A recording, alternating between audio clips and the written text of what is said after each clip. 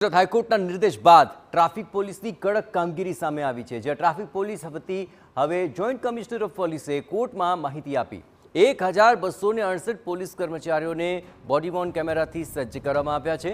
છેલ્લા 20 દિવસમાં ટ્રાફિક નિયમોનો ભંગ કરવા બદલ કડક કાર્યવાહી કરાઈ। કર્ણાવતી ક્લબથી વૈષ્ણોદેવી સર્કલ સુધી 90 પોલીસ કર્મચારીને કેમેરાથી સજ્જ કરવામાં આવ્યા છે।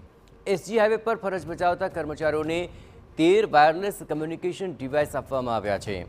અમદાવાદ શહેરમાં ટ્રાફિકની સમસ્યા માટે 3046 સીસીટીવી કેમેરા સજ્જ કરાયા છે। 2 વર્ષની સરખામણીએ ગત વર્ષના અકસ્માતમાં 22.91% ઘટાડો થયાનો દાવો છે।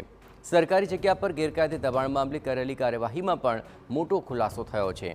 ગોમતીપુર પાસે 15,000 સ્ક્વેર મીટરથી વધુ સરકારી જગ્યા ખુલ્લી કરવામાં આવી છે।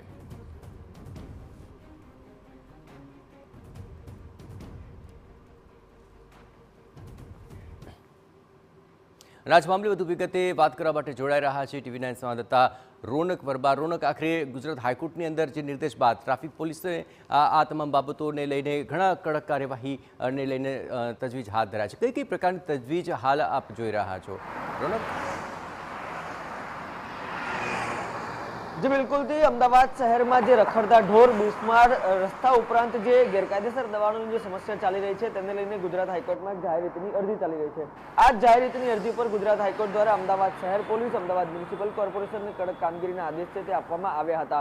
ત્યારબાદ જે બંને તંત્ર છે એટલે કે પોલીસ અને કોર્પોરેશન આ બંને તરફથી જે કાર્યવાહી કરવામાં આવી છે તેનો રિપોર્ટ છે તે કોર્ટના ધ્યાન ઉપર મૂકવામાં આવ્યો છે।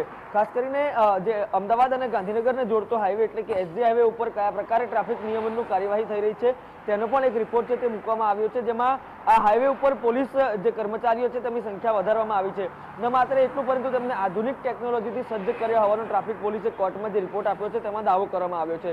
આ ઉપરાંત પોલીસનો દાવો છે કે ગોમતીપુર પાસે એક મેગા ડ્રાઈવ ચલાવવામાં આવી હતી। આ ડ્રાઈવમાં 15,000 સ્ક્વેર મીટરથી વધુની જગ્યા છે તેને રિકવર કરવામાં આવી છે। આ ઉપરાંત મહત્વની વાત એ પણ સામે આવી છે કે અત્યાર સુધી જે એફિડેવિટ કરવામાં આવતી હતી તેમાં પોલીસ તરફથી જે કેસો કરવામાં આવતા હતા તે કેસની વિગત ઉપરાંત જે ઉઘરાવેલો દંડ છે તેની રકમ પણ જે મેન્શન છે તે કરવામાં આવતી હતી, પરંતુ આ વખતે જે એફિડેવિટ કરવામાં આવ્યું છે તેમાં માત્ર કેસો એટલે કે હેલ્મેટ વિનાના કેસો, સીટ બેલ્ટ વિનાના કેસો, રોંગ સાઈડ ડ્રાઇવિંગના કેસોનો જે ઉલ્લેખ છે તે કરવામાં આવ્યો છે, પરંતુ તેની સામે કેટલી રકમ ઉઘરાવવામાં આવી છે તેનો ઉલ્લેખ કરવામાં આવેલો નથી। આ ઉપરાંત ચિંતાજનક વાત એ છે કે વારંવાર કોર્ટ સહિતના લોકોએ જે છે તે ટ્રાફિક નિયમનની ચિંતા વ્યક્ત કરી છે, હેલ્મેટ અંગેની ચિંતા વ્યક્ત કરી છે, પરંતુ હજી સુધી જે ખાસ જે ડ્રાઈવ મામલે જે ચોક્કસાઈ જોવા મળવી જોઈએ તે નથી મળી રહી।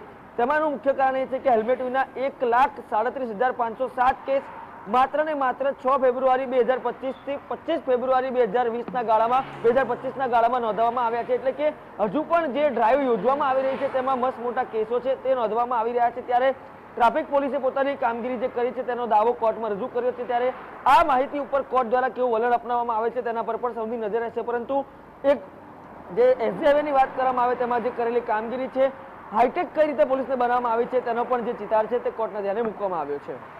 બિલકુલ રોનક, આભાર। તમામ ગતિવિધિઓ પર આપ નજર રાખજો। હવે જોવાનું રહેશે કે આ તમામ બાબતોને લઈને તજવીજ તો હાથ ધરાય છે, પરિણામ હવે ટ્રાફિકને લઈને શું સામે આવે છે।